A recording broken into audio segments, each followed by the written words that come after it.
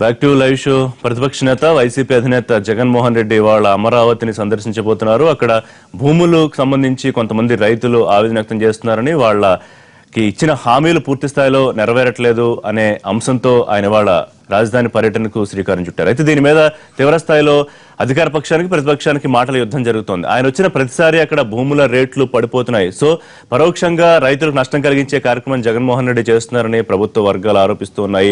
Route map కూడా ఆయన తీసుకుంది కాకుండా ప్రత్యేకమైన రూట్ మ్యాప్ ను ప్రభుత్వం ఇప్పటికే ఇచ్చిన సందర్భం కూడా మనం చూసాం. దీని మీద 2 రోజులుగా మాటల యుద్ధం కొనసాగుతుంది. మరి ఏం జరుగుతుంది వాళ్ళని అంశం మాట్లాడదాం. ఇక జగన్మోహన్ రెడ్డిని కలిశారు. పోలవరం అలాగే అమరావతి రాజధాని భూములకు కొన్ని గ్రామాలకు సంబంధించిన రైతులను కలిసి వారి గోడు వెళ్లబోసుకున్న సందర్భం చూసాం. అయితే నేను పరిస్థితి సమీక్షిస్తాను, పరిహారం ఎందుకు ఇవ్వరు అని ప్రభుత్వాన్ని అక్కడి నుంచే ప్రశ్నించారు. అవసరమైతే అక్కడికి వచ్చి పరిశీలించి కూడా దానికి సంబంధించి ఎటువంటి కార్యక్రమం చేపట్టాలో ఆలోచిస్తానని ఆయన చెప్పిన సందర్భం నేను చూసాం.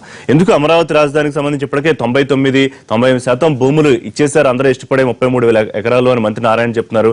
కానీ సమస్యలు కొన్ని గ్రామాల్లో తీవ్రంగా ఉన్నాయి. ఇష్టం లేకపోయినా బలవంతంగా భూసేకరణ అక్కడ జరుగుతోందా అనే అంశం మీద మాట్లాడదాం. మనతో పాటు వాళ్ళ విషయంలో జాయిన్ అవుతున్నారు ఆదిమూలపు సురేష్ గారు, సంతనూతలపాడు ఎమ్మెల్యే, వైఎస్ఆర్సీపీ ముఖ్య నాయకులు, తెలకపల్లి రవి గారు, సీనియర్ విశ్లేషకులు, సంపాదకులు, వారు జాయిన్ అవుతున్నారు. ఇక విజయవాడ నుంచి లైవ్ లో అందుబాటులోకి వస్తున్నారు ఏపీసీసీ ప్రధాన కార్యదర్శి, పార్టీ సీనియర్ నేత రవిచంద్రారెడ్డి గారు. నమస్తే రవిచంద్రారెడ్డి గారు. రైట్, ముందుగా సురేష్ గారు, ఒకటి అక్కడ అసలు సమస్యలు ఉన్నాయని మీ దృష్టికి వచ్చిందా, లేకపోతే అసలు అంటే ప్రతిపక్ష నేత ఇప్పటికే ప్రభుత్వం అంతా దాదాపు అక్కడ షిఫ్ట్ అయిపోయింది, ప్రతిపక్ష నేత అమరావతి వెళ్ళడం ఎందుకు ఇంత పెద్ద సీన్ గా క్రియేట్ అయింది?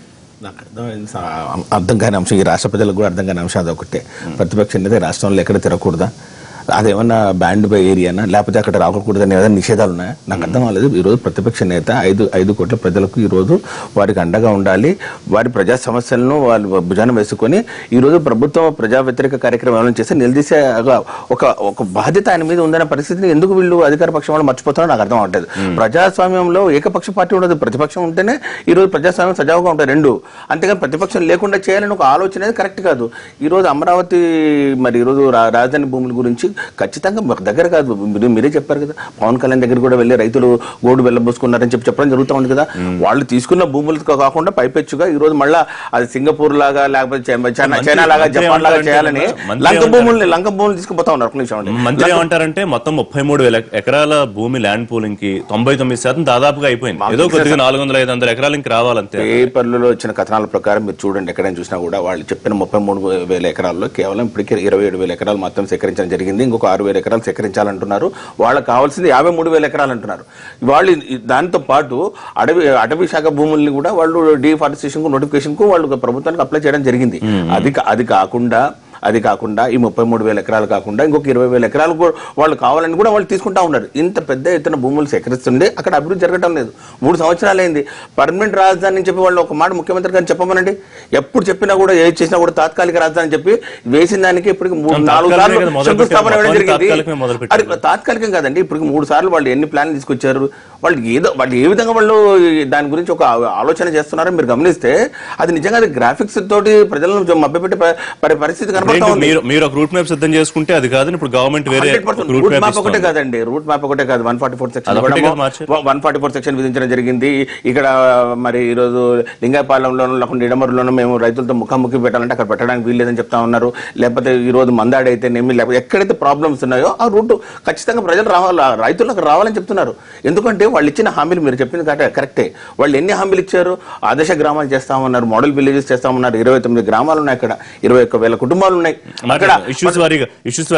నేను అదే కాబట్టి ఈ రోజు జగన్ గారిని నిర్వహించాలని చెప్పి ఈ రోజు ఏదో ప్రయత్నం చేస్తున్నారో, ఏదైతే 144 సెక్షన్ చెప్పి పెట్టించేసి లేకపోతే వాళ్ళు ఇబ్బందులు గురి చేయాలని చెప్తున్నారో, వారు ఇచ్చిన రూట్ మ్యాప్ కాకుండా ఇంకొక రూట్ మ్యాప్ ద్వారా వెళ్ళాలని చెప్తున్నారో, అధికార యంత్రాంగాన్ని అక్కడ మోహరించి ఇదేం చేయాలని చూస్తున్నారో చాలా దారుణం. అక్కడ రేట్లు జగన్ పడిపోలేదండి. అక్కడ ఇంతకుముందే 3 పంటలు పండే జరీ భూములు అండి, అవి కోట్ల రూపాయలు విలువ చేసే భూములు అవి.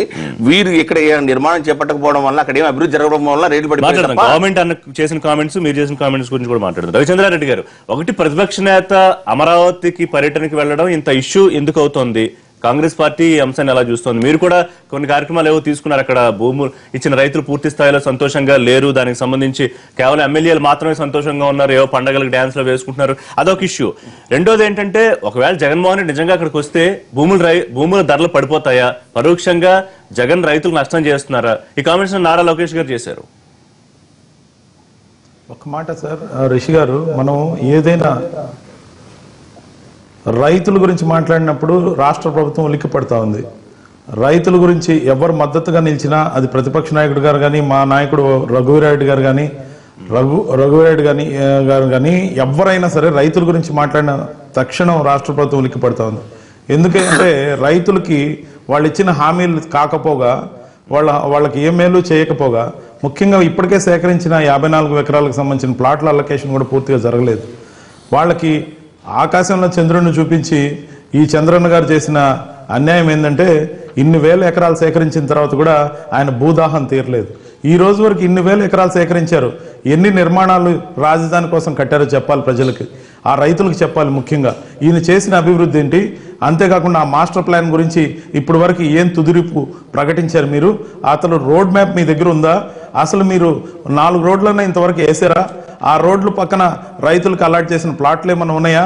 వాటి వల్ల రేట్లు పెరుగుతాయి కానీ ప్రతిపక్ష నాయకుడు సందర్శిస్తే రేట్లు పడిపోతాయనో, లేకపోతే కాంగ్రెస్ పార్టీ నాయకులు సందర్శిస్తే రేట్లు పడిపోతాయనో చెప్పడం చాలా అర్ధరహితం. ఎందుకంటే ఇప్పుడు మీరు ఏదైనా కానీ ఒక మాస్టర్ ప్లాన్ తీసుకున్నప్పుడు మీరు వివిధ నిర్మాణాలతో పాటు రోడ్లు, ఆ నిర్మాణాలు ఎక్కడెక్కడ వస్తున్నాయో చెప్తే వాటికి సంబంధించి ఆ ప్లాట్ల కేటాయింపులో వాళ్ళ రైతులకు ఏ విధంగా మీరు మేలు చేస్తున్నారు, వాళ్ళకి ఏ విధంగా రేట్లు పెంచి వాళ్ళకి అలాట్ చేసిన ప్లాట్లు ఇస్తున్నారు, వాళ్ళకి సరైన ఏరియాలో మీరు ప్లాట్లు ఇస్తున్నారా, లేకపోతే ఊరు చివరి ఎక్కడన్నా ఒక మూల వాళ్ళకి ప్లాట్లు అలకేట్ చేస్తున్నారా? దీంట్లో మీకున్న స్వార్థం ఏంటి? ముఖ్యంగా 54,000 ఎకరాలు అంటున్నారు, 54,000 ఎకరాలు అంటున్నారు. ఇప్పటికే 50,000 ఎకరాలు పైచిలకు మేము సేకరించామని చెప్తున్నారు. ఈ 50,000 ఎకరాల పైచిలకు సేకరించిన దాంట్లో ఎన్ని ఎకరాల్లో మీరు నిర్మాణాలు చేపట్టారు? మీకు ఎందుకు ఇంత భూదాహం అంటే, అక్కడున్న మిగతా ఆ 2% వాళ్ళకు కూడా లేదా 1% వాళ్ళకు కూడా ఆ భూములకు సంబంధించిన వాటి తాలూకు రేట్లు కానీ వాటి బెనిఫిట్లు కానీ వాళ్ళకి చెందకూడదు. అవన్నీ కూడా ప్రభుత్వం ద్వారా ప్రభుత్వ పెద్దలకు చేరాలనే కుట్రలో భాగం తప్ప, ఈ మామూలుగా ఆడలేమో మధ్యలో ఓడు అన్నట్టు రాజధాని నిర్మాణానికి ప్రతిపక్ష నాయకుడు తోడు కాంగ్రెస్ పార్టీ వత్తాసు అని చెప్పి మీరు ఏదైతే సందర్భాల్లో మాట్లాడుతూ ఎంత శాతం చేస్తారు ఆ మాట ప్రభుత్వాన్ని మేము పదే అడుగుతూనే ఉన్నాం. ఇంతవరకు వాటికి సరైన సమాధానమే లేదు ఋషి గారు. అంటే భూములు ఇచ్చిన రైతులకు పాదాబంధనాలని పదే ముఖ్యమంత్రి గారు చెప్తూ ఉంటారు. వాళ్ళ త్యాగాలు ఎప్పటికీ మరవలేను, వాళ్ళకి రుణపడి ఉంటారని చాలా సందర్భాలు చెప్పారు. మీరేమో వాళ్ళకి మేలు జరగకూడదని ప్రభుత్వం ఆలోచన చేస్తుందని విమర్శిస్తున్నారు. ఆచరణలు లేవు కదండి. ఖచ్చితంగా నిజమేనండి మేము చెప్పేది. ఈ రోజు కూడా వాళ్ళకి ప్లాట్లు ఎక్కడ అలాట్ చేస్తున్నారు అనేది మీరు చూడండి. దాంట్లో పక్షపాత ధోరణి, ఎంతసేపు వాళ్ళ త్యాగాల్ని వాళ్ళ ఇచ్చిన ఉదారత్వాన్ని మీరు వర్ణించడం తప్ప, మిమ్మల్ని మెచ్చుకున్న రైతులు ఎవరైనా ఉన్నారో గమనించి చెప్పనండి. మిమ్మల్ని ఎవరైనా మెచ్చుకుంటున్నారు రైతులు? వాళ్ళు ఏ విధంగా ఇబ్బందులు పాల్పడుతున్నారో, వాళ్ళని ఎంత భయభ్రాంతులు చేసి ఇంతవరకు సేకరణ పూర్తి చేశారో, లేకపోతే సమీకరణ పూర్తి చేశారో, మీరు మొత్తం మీద ఇప్పటికి కూడా నోటీసులు నోటిఫికేషన్లు ఇవ్వడం మీద ఉన్న శ్రద్ధ నిజంగా రాజధాని నిర్మాణం మీద కానీ, ఆ రాజధాని నిర్మాణానికి సహకరించిన రైతులకు మేలు చేయడంలో కానీ ఎట్టి పరిస్థితుల్లో లేకపోగా, వివిధ కారణాల ద్వారా, అది ప్రతిపక్ష నేత కావచ్చు, మా నాయకుడు రఘువీరారెడ్డి గారు కావచ్చు, ఎవరు ఏం చేసినప్పటికీ కూడా మీకు దాన్ని కారణంగా చూపించి మాత్రమే మేము వెనకబడిపోతున్నాం. నవ్వుపోతారండి. అధికారం మీ చేతిలో ఉంది. ముఖ్యమంత్రి గారు అనుకుంటే చాలా పనులు చేయగలరు. మీరు చూస్తున్నారు, ఎన్ని పనులైనా వద్దంటే ఏ విధంగా చేసుకుపోతున్నారో. కానీ కారణాలు మాత్రం ఎక్కడైతే వీళ్ళు చేయలేకపోతున్నారో, ఆ చేయలేని పనులన్నింటి కారణాలు ప్రతిపక్షాలని చెప్పడం మాత్రం అన్యాయం. రైట్. మనతో పాటు మల్లె లింగారెడ్డి గారు, ఏపీ పౌర సరఫరాల శాఖ కార్పొరేషన్ చైర్మన్, టీడీపీ సీనియర్ నాయకులు జాయిన్ అయ్యారు. వారు మాట్లాడే ముందు రవి గారు, అంటే ఒక ప్రతిపక్ష నేత రాజధాని రైతులకు సంబంధించి వాళ్ళు ఏదో సమస్యలు ఉన్నాయి, దాన్ని అడ్రస్ చేయడానికి వెళితే ఇంత గందరగోళం, ఇంత రాజకీయం, ఇంత రాద్ధాంతం జరగాల్సిన అవసరం ఉందా? రిషి గారు, మీరు వేసిన ప్రశ్న చాలా సమంజసమైంది. ఎందుకంటే ప్రతిపక్ష నేత అసలు అక్కడే ఉండాలి, వైసీపీ కార్యాలయం కూడా ఉండాలి అనేది కూడా బహుశా వాళ్ళు ఏర్పాట్లు కూడా చేసుకుంటున్నట్టున్నారు. హైదరాబాద్లో ఆయన ఉన్నారు. అక్కడికి వెళ్తే అది నిజానికి దాని మీద ఎందుకు, నిజానికి శాశ్వతంగా అక్కడ ఆంక్షలు కొనసాగుతున్నాయి. అమరావతిలో ప్రదర్శనలు, సభలు ఇలాంటివి వాళ్ళు మాత్రమే కాదు, అక్కడ ప్రమాదంలో ఎవరో కార్మికులు చనిపోతే కార్మికులు ప్రదర్శన చేయాలంటే దాని మీద కూడా ఆంక్షలు పెట్టిన సందర్భాలు ఉన్నాయి. అక్కడ అసలు నలుగురికి మించి చేరకూడదని. ఎందుకు చేరకూడదు? ఇప్పుడు శాసనసభ జరుగుతుంది, సచివాలయం జరుగుతుందంటే అక్కడ ఆంక్షలు, వాటినే మనం అందరం ఖండిస్తున్నాం. ప్రజాస్వామ్యంలో మీరు కావాలంటే అరెస్ట్ చేసి తీసుకుపోండి, కానీ అసలు ఆంక్షలు పెట్టి ఆపడం ఏంటంటే అసలు ఏ నిర్మాణం జరగడం అమరావతిలో ఎందుకు ఇవన్నీ కూడా పెడుతున్నారు? ఆదిలోనే ఇది ఎందుకు చేస్తున్నారని. గౌతమిపుత్ర శాతకర్ణి అమరావతి బాధనే ఉంది, కానీ అమ్మన్నమ్మపుత్ర చంద్రబాబు నాయుడు గారు నిర్మిస్తున్న నూతన రాజధాని అనేది ప్రజాస్వామ్య వాతావరణంలో నడవాలి తప్ప ముందు నుంచి ఇదంతా ఎందుకు జరుగుతుందో మనకు తెలియదు. జగన్ వెళ్ళినా మీరు వెళ్ళినా నేను గత వారం నేను అక్కడ ఉన్నా, అది వెళ్తే ధరలు ఎందుకు పడిపోతాయి అంటే దానికి ఆర్థిక సూత్రాలు కానీ లేకపోతే ఒక లావాదేవీలకు సంబంధించిన క్రమం కానీ ఇవేమీ లేవా? ధరలు పెరగలేదు. ప్రభుత్వం చెప్పిన స్థాయిలో అక్కడ ధరలు పెరగలేదు. పెరగకపోవడానికి కారణం అక్కడ దాదాపు 2.5 ఏళ్ళు అయిపోయినా నిర్మాణాలు ఒక కొలిక్కి రాలేదు, చుట్టుపక్కల కూడా స్తంభించిపోయింది. ఇతరేతరుల లావాదేవీల మీద ఆంక్షలు కూడా ఉన్నాయి. ఏది ముఖ్యంగా ప్రభుత్వం అధీనంలో ఉన్నటువంటి బిజినెస్ సిటీకి సంబంధించిన భూములు అమ్మే వరకు మిగిలిన లావాదేవీలు ఒక పరిధికి మించి జరగకూడదు. కాబట్టి అవి జరిగితే కూడా లోపాయకారిగా జరగాలి తప్ప భారీగా జరిగే అవకాశం లేదు. దీన్ని వాళ్ళ ప్రయోజనానికి ఉపయోగించుకుంటున్నారు ఎవరు? కొనుగోలుదారులు, దళారులు. ధరలు పెరగకపోవడానికి అది కారణం తప్పితే ప్రతిపక్షాలు చేసే ఇది కారణం కాదు. కానీ సమస్య ఏంటంటే రైతులకు తీసుకుంటున్నప్పుడు మీకు పరిహారం ఎంత ఇస్తాము, వృత్తిదారులకు కూడా మేము ఎంత ఇస్తాము చాలా చెప్పారు. ఇవన్నీ చాలా వరకు అమలు జరగలేదు. కొన్ని గ్రామాల్లో పట్టాలు ఇచ్చారు కానీ భూములు స్వాధీనం చేయలేదు. ఎందుకు పట్టాలు ఇచ్చారంటే ఆ తేదీ నుంచి మీకు ఇచ్చాం కాబట్టి మీకు పరిహారం ఇచ్చే బాధ్యత ప్రభుత్వానికి ఉండదు. దాని నుంచి అది తప్పించుకున్న పరిస్థితి వచ్చింది. అజైన్ భూముల సమస్య ఇంతవరకు తేలలేదు. నిన్న సమస్య జరిగితే అజైన్ భూములు అంటే మీకు తెలుసు కదా, ఎస్సీ ఎస్టీ వాళ్ళందరినీ అసలు పట్టించుకోకపోతే నిన్న వాళ్ళందరూ ఆ సమావేశం నుంచి బహిష్కరించినటువంటి పరిస్థితి కూడా అక్కడ ఉంది. ఈ రోజు ఈఎస్ శర్మ ఒక లేఖ రాశారు. ఉదాహరణకు సుర్బా అని ఆ కంపెనీ వాళ్ళకి ఇచ్చారు కదా వీళ్ళు, అందులో పనామాలో ఉన్నటువంటి ఒక కంపెనీ కూడా వాటా ఉంది, దానికి మీరు ఇచ్చారు అంటే ఎవరికి ఇస్తున్నారు? తర్వాత స్విస్ ఛాలెంజ్ మీద హైకోర్టులో అది ఇప్పటికీ అస్పష్టంగానే ఉంది. కొద్ది షరతులు ఏదో కొద్దిగా మార్చి మళ్ళీ పాత నిబంధనల ప్రకారం విడుదల చేశారు. ఇన్ని చిక్కుముళ్ళు అక్కడ ఉన్నప్పుడు ప్రతిపక్ష నాయకుడు వెళ్తాడు, మీడియా వెళ్తుంది, ప్రజా సంఘాలు వెళ్తే ఇవన్నీ జరిగితేనే కదా నిర్మించేది రాజధాని తప్ప ఎవరి. కాబట్టి అక్కడ పారదర్శకంగా మీరు నిర్మించాల్సిన అవసరం ఉంటుంది, పరిహారం మీరు ఇవ్వాల్సి ఉంటుంది. ఉపాధి పెరగడం లేదని అధ్యయనాలు చెప్తున్నాయి. ఆఖరకు ప్రభుత్వం నియమించిన ఒక కమిటీ, రాజధాని కమిటీ ఇచ్చిన నివేదికలో కూడా ఇక్కడ పెరగాల్సినంత పెరగడం లేదు, పర్యావరణం దెబ్బతింటుంది, ఏం చేయాలో ఆలోచించాలని వాళ్ళు కూడా చెప్పారు. ఇన్ని సమస్యలు అక్కడ పోగుపడి ఉన్నప్పుడు రేపటి రాజధాని ప్రజాస్వామికంగా పారదర్శకంగా సమస్యలు లేకుండా కట్టుకోవాలి. దానికి ఉద్యమాలు జరుగుతాయి, దానికి సలహాలు వస్తాయి, దానికి ఇవన్నీ నిరసనలు ఉంటాయి. పరిగణనలో తీసుకొని సమాధానం చెప్పాలి. అంతే తప్ప ఎవరు వస్తే వాళ్ళ ఆందోళన చేస్తే అడ్డం పడినట్టు అయితే చంద్రబాబు నాయుడు ప్రతిపక్షంలో 10 ఏళ్ల పాటు చేయలేదు. లింగారెడ్డి గారు ఈ వాతావరణం సరిగా జగన్ మీద మీరు చేసే విమర్శలు ఉంటే వేరే చేయండి, కానీ ప్రతిపక్ష నాయకుడు ప్రతిపక్షాలు వాళ్ళ బాధ్యత నిర్వహించనివ్వండి. అమరావతి పర్యటనకు సిద్ధమైనప్పటి నుంచి, వార్తలు వచ్చినప్పటి నుంచి ప్రభుత్వం ఉలిక్కి పడుతోందా వైఎస్ఆర్సీపీ విమర్శిస్తున్నట్టు? రెండోది జగన్మోహన్ రెడ్డి అక్కడికి రావడం వల్ల భూముల ధరలు ఏ రకంగా తగ్గుతాయనేది అర్థం కావట్లేదు. దాని గురించి ఏమైనా చెప్పగలుగుతారు? అంటే ఆయన వెళ్ళడం వల్ల ఒకవేళ అభివృద్ధి ఏమైనా పడిపోతుందా? అభివృద్ధి పడిపోయి రైతులు భూముల ధరలు తగ్గిపోతాయా? సో పరోక్షంగా రైతులకు నష్టం చేసినట్టు అవుతుందా జగన్మోహన్ రెడ్డి? ఏంటి ప్రభుత్వం ఆలోచన? తెలుగుదేశం పార్టీ కానీ, తెలుగుదేశం ప్రభుత్వం కానీ, చంద్రబాబు నాయుడు గారు కానీ, గతంలో ఎన్టీ రామారావు గారు కానీ ఇందిరాగాంధీకి ఉలిక్కి పడలేదు, రాజీవ్ గాంధీకి ఉలిక్కి పడలేదు, సోనియా గాంధీకి ఉలిక్కి పడలేదు, రాజశేఖర రెడ్డి కూడా ఉలిక్కి పడలేదు, జగన్మోహన్ రెడ్డికి ఉలిక్కి పడేటువంటి పరిస్థితి ఉంది. అక్కడ నేనేమంటున్నట్టే ఇక్కడ హైదరాబాద్ పరిస్థితి వేరు, బెంగళూరు పరిస్థితి వేరు, బొంబాయి పరిస్థితి వేరు. ఇవన్నీ కూడా పూర్తి స్థాయిలో అభివృద్ధి చెందినటువంటి రాజధానులు.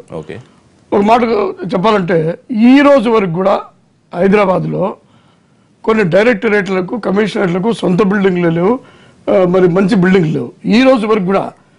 మరి ఇంత చరిత్ర ఉండేటువంటి, ఇంత సుదీర్ఘకాలం రాజధాని అభివృద్ధి చెందుతా ఉన్నా కూడా ఇక్కడ కూడా అక్కడక్కడ కొరత ఉంటే 33,000 ఎకరాలు భూమి డబ్బులిచ్చి కొనాలన్నా కూడా, డబ్బులిచ్చి అక్వైర్ చేయాలన్నా కూడా కోర్టుకు వెళ్తారు, కోర్టులో స్టే ఆర్డర్ తెచ్చుకుంటారు. ఒక చిన్నది మా ప్రొద్దుటూరులో బైపాస్ రోడ్డు 10 సంవత్సరాలు ఆగిపోయింది ఒక ఎకరా భూమి కోసం. ఫారెస్ట్ భూమిలో లేకపోతే కోర్టుకు వెళ్ళడంతో అయిపోయింది. అటువంటిది 33,000 ఎకరాలు భూమి తీసుకుంటా ఉంటే రైతులు ఎందుకంటే మరి దానికి డబ్బులు ఇచ్చి కాదు, కేవలం అభివృద్ధి చేసి మా భూములకు విలువ వస్తుందని చెప్తా ఉంటే అది వేరే రూపేనా మీరు తర్వాత ఏ రూపేనా కానీ నేను అడుగుతున్నాను. రైతులకు నష్టం వస్తా ఉంటే జగన్మోహన్ రెడ్డి చెప్పేంత వరకు ఉంటాడా? రైతులకు నష్టం వస్తే భూములు ఇస్తారా? వాళ్ళ కోర్టుకు పోలరా? అంటే ఇవ్వని ఇష్టపడని రైతులకి బలవంతంగా భూసేకరణ చేశారా? వాళ్ళ మీద కక్షపూరిత చర్యలు దిగింది ప్రభుత్వం. ఇట్లాంటి ఆరోపణలు ఉన్నాయి, దాన్ని అడ్రస్ చేయడానికి నేను ఒకటి అడుగుతాను. 33,000 ఎకరాలు భూములు ఇచ్చుంటారు, 300 ఎకరాలు ఇవ్వరు అంటే 300 ఎకరాల వాళ్ళ కోసం 300 ఉదాహరణ చెప్తున్నా, ఉదాహరణకు నేను చెప్తున్నా 1% 2% మంది భూములు ఇవ్వకపోతే 99%, 98% భూములు ఇచ్చిన వాళ్ళు ఏమవుతారు? వాళ్ళు ఏ ఉద్దేశంతో ఇచ్చినారు? అంటే ఇదంతా నిష్ప్రయోజనం కావాలా మిగతా 33,000 ఎకరాలు? ఇక్కడ నేను ఒకటి అడుగుతున్నా, ఇప్పుడు చంద్రబాబు నాయుడు గారు దావోస్కు పోతున్నారు, తర్వాత అంతర్జాతీయ సంస్థలు కానీ లేకపోతే విదేశీ ప్రభుత్వాల దగ్గరికి పోయి పెట్టుబడులు తెస్తా ఉంటే దాన్ని ఆ వాతావరణం చెడగొట్టేదానికి ఇక్కడ ఏదో జరిగిపోతా ఉంది. మా పెట్టుబడుల పద్ధతి ఉండదు, శాంతి పద్ధతి ఉండదు, ఇక్కడ ఏదో పెద్ద డిస్టర్బెన్స్ ఉంది అనేటువంటి వాతావరణాన్ని సృష్టించడానికి మీరు ప్రయత్నిస్తే దాని వద్దంటాం తప్ప. ఒక 2-3 గ్రామాల ప్రజలు వాళ్ళని పవన్ కళ్యాణ్ కలిసి అడుగుతున్నాను, జగన్మోహన్ రెడ్డిపై మా జిల్లా పర్యటనపై చెప్పుల భాష, చీపుర్ల భాష మాట్లాడుతా ఉంటే జైల్లో పెట్టని చంద్రబాబు నాయుడు గారు అమరావతిలో జగన్మోహన్ రెడ్డి వస్తానే ఉరికి పెడతాడా? అమరావతిలో జగన్మోహన్ రెడ్డి వస్తానే అబ్జెక్షన్ చేస్తాడా? వాతావరణాన్ని చెడగొట్టద్దు, పెట్టుబడిదారుల విశ్వసనీయతను వాళ్ళ యొక్క ఆత్మస్థైర్యాన్ని దెబ్బతీయద్దు. ఇప్పుడు గ్రీన్ ట్రిబ్యునల్ పోయినా లేదా? మరి మీరు సోషల్ ఇంపాక్ట్ మోడీ గారు భూమి పూజకు వస్తా ఉంటే దానికి గ్రీన్ ట్రిబ్యునల్ పోయినారు. వాతావరణం కదా, పెట్టుబడిదారులు నమ్ముతారా? ప్రతిపక్ష నేత వచ్చి ఆయన చేసే ఆరోపణల వల్ల లేకపోతే ఆయన వేసే నిందల వల్ల ముఖ్యమంత్రి గారు ఏదైతే రాష్ట్రానికి అభివృద్ధి కోసం తీసుకొచ్చే ప్రయోజనాల కోసం ఆశిస్తున్నారో అవన్నీ రాకుండా పోతాయి, తద్వారా అభివృద్ధి ఆగిపోతుంది. రైతులు మీరు రెచ్చగొట్టడం వల్ల అక్కడ కూడా అభివృద్ధి ఆగిపోతుంది. 2 నష్టాలు ఉంటాయి ఇప్పుడు జగన్మోహన్ రెడ్డి వెళ్ళడం వల్ల. నేను దయచేసి ఒక మాట చెప్తున్నాను, ఆ రెచ్చగొట్టే పదం మాత్రం దయచేసి విత్డ్రా చేసుకుంటారు. చాలా చాలా అన్పార్లమెంటరీ వర్డ్ అది చెప్పడం. మీరు రైతులు కించపరుస్తాం చెప్పులు కదా, చెప్పులు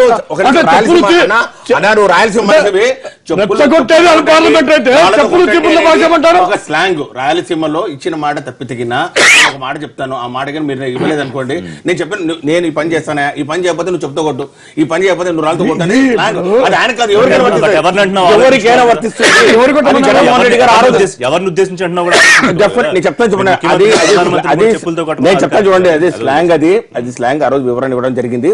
జగన్మోహన్ రెడ్డి గారు ఈ రోజు వైఎస్ఆర్ కాంగ్రెస్ పార్టీ తీసుకున్న ఏ సబ్జెక్ట్ మీద వాళ్ళు ఎందుకు స్పందించలేదు? మీరు చూడండి, ఇప్పుడు డయాలసిస్ కిడ్నీ బాధితుల గురించి మేము పరామర్శ ప్రోగ్రామ్ పెడితే ఇమీడియట్ గా డయాలసిస్ సెంటర్స్ ఇవ్వడం జరిగింది.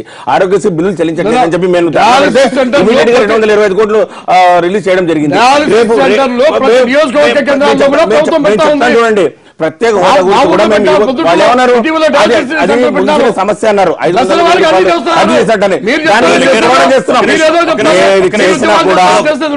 చేసినా కూడా మీరు ఉలిక్కి పడలేదు, మీరు అసలు పట్టించుకోలేదు అనుకోండి. ఆయన వస్తారో ఆయన పర్యటన ఏది చేసుకెళ్లిపోతారు. ప్రభుత్వానికి వచ్చిన ఇబ్బంది ఏంటి? పాయింట్ నెంబర్ 2, ఆంక్షలు ఆయన ఏదో రూట్ మ్యాప్ వేసుకుంటే మీరు దాని మీద ఎందుకు ఆంక్షలు విధించి వేరే రూట్ మ్యాప్ ఇవ్వాల్సి వచ్చింది? అంటే సమస్యాత్మక గ్రామాల్లో పర్యటిస్తే అది అనవసరమైన హెడ్ ఏక్ అవుతుంది కాబట్టి గవర్నమెంట్ కి రూట్ మ్యాప్ మార్చారు, అంతేనా? అంతే కదా మరి. చూడండి, ప్రభుత్వానికి కానీ పోలీసు అధికారులకు కానీ కలెక్టర్కి యాజ్ డిస్ట్రిక్ట్ మ్యాజిస్ట్రేట్గా కానీ ఇప్పుడు నేను ఒక మెయిన్ రోడ్లో నేను ప్రదర్శన చేస్తాను, ఊరేగింపు చేస్తాను, లేకపోతే పలానా సర్కిల్లో పబ్లిక్ మీటింగ్ పెట్టుకుంటా అంటే పోలీసు ఎప్పుడు కూడా పర్మిషన్ ఇవ్వదు. ట్రాఫిక్ ఆంక్షలు కానీ లేకపోతే శాంతి భద్రత సమస్య కానీ ప్రజా జీవనానికి ఇబ్బంది వచ్చినప్పుడు ప్రజా జీవితం స్తంభించిపోయేటప్పుడు దానికి ఖచ్చితంగా కూడా ఎవరు అడిగినా కూడా యాజ్ ఇట్ ఈస్ గా ఎవరు పర్మిషన్ ఇవ్వరు. మీరు గుర్తుపెట్టుకోండి, ఇప్పుడు ముద్దగడ 14 గారిది ఆ రోజు అది కాదు. అటువంటి హింస జరుగుతుందని ఎవరో ఊహించినారా? అది కాదు. హింస జరిగే ఇప్పుడు మాత్రం ప్రభుత్వానికి వైఫల్యం అంటారు. ఒక గ్రామం కదండి, 4 గ్రామాలు. లింగాయపాలెము, పెన్నుమర్రు, మందాడి, వెలగపూడి పోతుంటారు. రవి గారు, ముఖ్యమంత్రి ఆఫీస్ కాదు, అమరావతిలో ముఖ్యమంత్రి ఆఫీస్ ముందర ధర్నా చేస్తాము, లేకపోతే సెక్రటరీ ధర్నా చేస్తాము, అసెంబ్లీ ముందు ధర్నా చేస్తామంటే లేదండి. ఇప్పుడు మేము పోయేదంటే పెన్నుమర్ర దగ్గర లింగపాలెం దగ్గర రైతులతో ముఖాముఖి పర్మిషన్ లేదు, దాడి దగ్గర నుంచి పోతుంటారు. ఇక్కడ స్థలాలు ఇవ్వద్దని చెప్తారు. ఇప్పుడు ఇదివరకు పవన్ కళ్యాణ్ పర్యటించాడు, ఉదాహరణకు పర్యటించిన తర్వాత ఆయన నేరుగా సమస్యలు తెచ్చి చంద్రబాబు నాయుడుకు చెప్తే మేము పరిశీలిస్తామని చెప్పారు. మరి పవన్ కళ్యాణ్ లాంటి వాళ్ళకి లేని అభ్యంతరం వైసీపీకి, కాంగ్రెస్ కు, కమ్యూనిస్టులకు లేదా కార్మిక సంఘాలకు ఎందుకు వస్తుంది అనేది ఒక పెద్ద ప్రశ్న. పెట్టుబడిదారుల విశ్వాసం పొందాలంటున్నారు కానీ స్థానిక ప్రజల విశ్వాసం మీరు పొందాల్సిన అవసరం లేదా? మీకు 33,000 ఎకరాలే ఎందుకు ఇచ్చారు భూమి? ఇంకో అంతకు 2-3 రెట్ల భూమి అక్కడ ఉంది కదా, వాళ్ళందరూ ఇవ్వలేదు కదా. ఇచ్చిన భూమిని పట్టుకొని ఇచ్చిన వాళ్ళు నమ్మి ఇచ్చారు. 3 ఎకరాలకి అఘాయిత్యం చేస్తా ఉంటే 3 ఎకరాలకి ఎక్కువ చెప్పనండి. ఇవ్వని భూమి కూడా చాలా ఉందండి. అక్కడ గ్రామస్తులు ఉన్నారు, గ్రామీణ జీవితం ఉంది, వ్యవస్థ ఉంది, అట్టడుగు వర్గాలు ఉన్నారు, భూమి పేదలు ఉన్నారు, వ్యవసాయ కార్మికులు ఉన్నారు, వీళ్ళందరూ కూడా ఉన్నారు. వీళ్ళకి సమస్యలు ఉండవా? మీరు వీళ్ళ విశ్వాసం పొందాల్సినటువంటి అవసరం లేదా? ప్రజాస్వామ్య సూత్రం అసలు శాశ్వత ఆంక్షలు ఎందుకు పెట్టాలి? అక్కడేమో అంత ప్రజా జీవితం, అక్కడేమి ముఖ్యమంత్రులు అనుక్షణం వెళ్ళడం అదేమి లేదే. కాబట్టి మీరు అక్కడ ఎవరు ఏం చేసినా కానీ అదేదో రాజధానికి 2 ఏళ్ల పాటు పెద్ద ఏం జరగలేదు కదా, మరి ఎందుకు ధరలు పెరగలేదు? ఈ 2 ఏళ్లలో అక్కడే ప్లీజ్ దయచేసి అక్కడే మహాధర్నాలు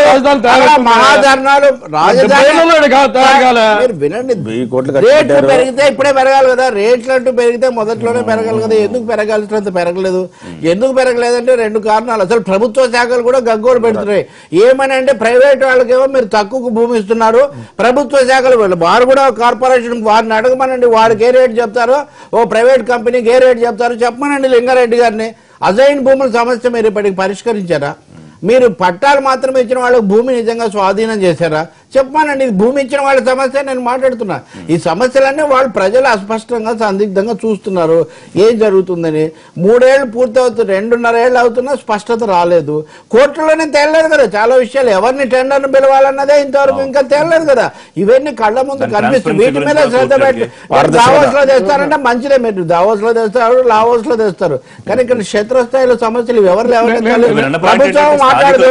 జగన్మోహన్ రెడ్డి మీరు అన్నట్టుగా అంత మంచి పరిస్థితులు అక్కడ ఉంటే కనుక ప్రజలు జగన్మోహన్ రెడ్డినే వెనక్కు పంపిస్తారు కదా. మీరు ఎందుకు వచ్చారండి, చంద్రబాబు నాయుడు ప్రభుత్వం మాకు బ్రహ్మాండంగా చేస్తుంటే అని చెప్పి పంపిస్తారు కదా. మీరు ఎందుకు దాన్ని అవసరం? సార్ ఒక్క మాట మాత్రం నిజం, ప్రభుత్వానికి వ్యతిరేకంగా ఎవరు మాట్లాడినా కూడా ఆ మాట్లాడిన వాళ్ళని సంఘ వ్యతిరేక శక్తులుగానో అభివృద్ధి నిరోధకులుగానో ఈ విధంగా చిత్రీకరించడం మాత్రం దుర్మార్గం. ప్రభుత్వం దగ్గర ఎవరైనా నిలదీసిన ప్రశ్నలకు సమాధానాలు ఉంటే చెప్పాలి. ఆ సమాధానాలు చెప్పలేనప్పుడు ఆ సమాధానాలకు పరిష్కారం కనుక్కోమని ఆ మంత్రులకో లేకపోతే అధికారులకో చెప్పాలి. కానీ ఎవరు ఏ ఆరోపణ చేసినా లేకపోతే ఏ ఒక్క ప్రశ్న సంధించినా వెంటనే ఒక గుంపుగా మంత్రివర్గంలో ఉన్న కొంతమంది సహచరుల్ని పురమాయించడం, వాళ్ళ ద్వారా ప్రతిపక్షాలని టార్గెట్ చేస్తూ అనేక రకాలుగా విమర్శించడం, ఇది మాత్రం సహేతుకమైన పద్ధతి కానే కాదని చెప్తోంది కాంగ్రెస్ పార్టీ. మొన్న మేము వెలగపూడిలో ఒక నిరసన కార్యక్రమం పెడతామంటే మాకెక్కడో ఆఖరి నిమిషంలో తుళ్ళూరులో ఇచ్చారు. నోట్ల రద్దు వల్ల సామాన్యులు పడుతున్న ఇబ్బందుల గురించి చర్చించుకోవాలంటేనే అది రాజధానిలో ఆ రైతులకు సంబంధించిన ఇష్యూ కాకపోయినప్పటికీ కూడా అంత కంగారు పడిపోయి మాకు ఎక్కడో తుళ్ళూరులో ఇచ్చారు. ఆ తుళ్ళూరులో మాకు పర్మిషన్ ఇచ్చినప్పటికీ అదే సమయంలో తెలుగుదేశానికి సంబంధించిన ఒక స్థానిక నాయకుడు భారీ rally at the same time తీసేదానికి అదే పోలీస్ శాఖ పర్మిషన్ ఎలా ఇచ్చిందో మాకైతే ఆశ్చర్యం వేసింది. ఎందుకంటే ఇప్పుడు చెప్తున్నారు శాంతి భద్రతలకు విఘాతం కలిగించేటప్పుడు రహదారుల్లో కానీ లేకపోతే జంక్షన్లో కానీ మరి ఇంకో దగ్గర కానీ రాజధాని ప్రాంతంలో కానీ ఎక్కడ పర్మిషన్లు ఇవ్వరు, ఆ విధంగా జరగకూడదనే కోరిక పోలీసులకు ఉంటుంది అని చెప్పేసి లింగారెడ్డి గారు ఏదైతే చెప్తున్నారో, కానీ ఒకే సమయంలో కాంగ్రెస్ పార్టీకి ఎక్కడో మూల పక్కన ఇచ్చిన మీరు తుళ్ళూరులో ఇచ్చిన సభకి పర్మిషన్ ఇచ్చి అదే రూట్ మ్యాప్ లో పూర్తిగా తెలుగుదేశం ర్యాలీ అనుమతించారు. ఇంకొక యాంగిల్ అదుపులో ఉంచుకున్నప్పుడు అంతేకాకుండా ప్రతి ఒక్క కార్యక్రమానికి అభివృద్ధి నిరోధకులుగా ప్రతిపక్షాలను చిత్రించద్దు. చేత అయితే చెయ్యండి, చేయలేకపోతే చేయలేమని చెప్పండి. ఒకే ఒక మాట, ఇప్పుడు తూర్పుగోదావరి చంద్రబాబు నాయుడు గారు పర్యటనకు వెళ్ళారు. సిపిఎం వాళ్ళని వాళ్ళ ఆఫీస్ దగ్గర ఆపేశారు. మధు దిగాడు అక్కడ కోవాడ అనుకేంద్రం కోసం, ఆయన పోలీస్ స్టేషన్ పట్టుకెళ్లారు. దివీస్ దగ్గర చేశారు, ఆయన 10 పోలీస్ స్టేషన్లు తిప్పారు. ఎవరు వచ్చినా గానీ అసలు పర్యటన అంటే ముందే ఆంక్షలు పెట్టి అరెస్టులు చేయడం, రాజకీయ పార్టీలను వాడి కార్యాలయాల దగ్గర చేయడం, ఇదేం న్యాయం అని తెలుగుదేశాన్ని ఇలా చేశారా? 10 ఏళ్ల పాటు చంద్రబాబు నాయుడు ప్రతిపక్ష నాయకుడుగా ఉన్నారు, తెలుగుదేశం పార్టీ ప్రతిపక్షంలో ఉంది. అదే బందర్ పోర్ట్ లో భూసేకరణ గురించి చంద్రబాబు నాయుడు గారు వెళ్లి పర్యటించలేదు, అప్పుడు తప్పుగా ఉంది. ఇప్పుడు జగన్మోహన్ రెడ్డి వెళ్తే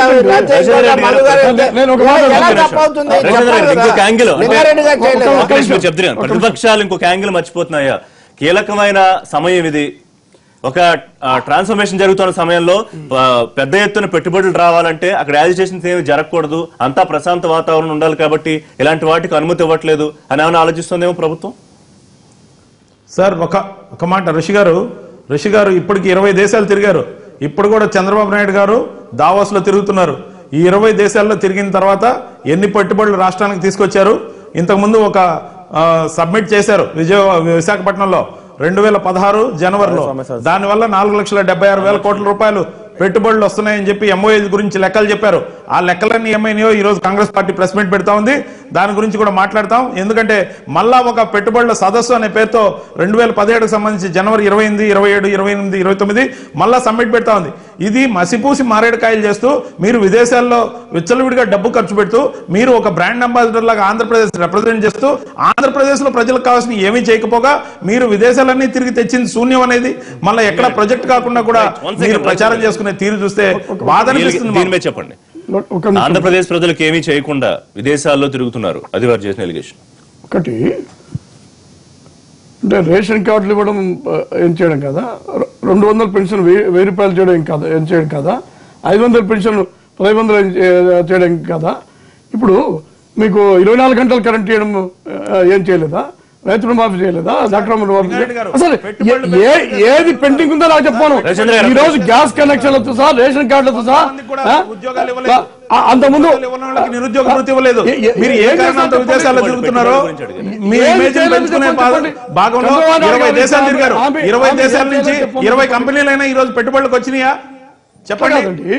ఇప్పుడు ఇక్కడ రవి గారు మాట్లాడినారు, రైతులు భూములు కేటాయించలేదు. ఇప్పుడు భూములు కేటాయించేటువంటి విషయంలో ఎక్కడి వాళ్ళకి అక్కడే కేటాయిస్తామని చెప్పినారు.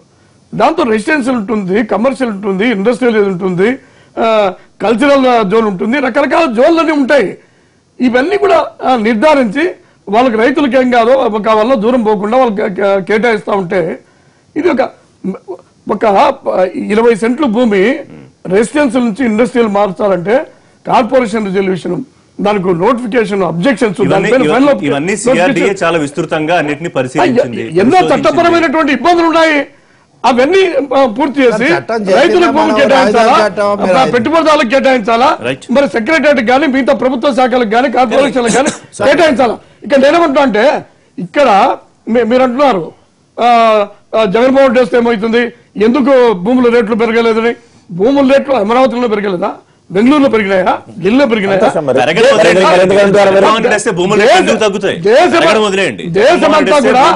దేశమంతా కూడా భూముల రేట్లన్నీ కూడా పూర్తిగా కుప్పకూలిపోయినాయి. ఆ ప్రభావం ఎక్కడ అమరావతి పైన ఉంటుంది, హైదరాబాద్ పైన ఉంటుంది. బ్రేక్ తర్వాత ఇదే చర్చ కొనసాగిద్దాం. పవన్ కళ్యాణ్ కూడా నిన్న పోలవరం అలాగే రాజధాని ప్రాంత రైతులు కూడా కలిసారు. ఆయుష్ కూడా మాట్లాడదాం. Stay tuned.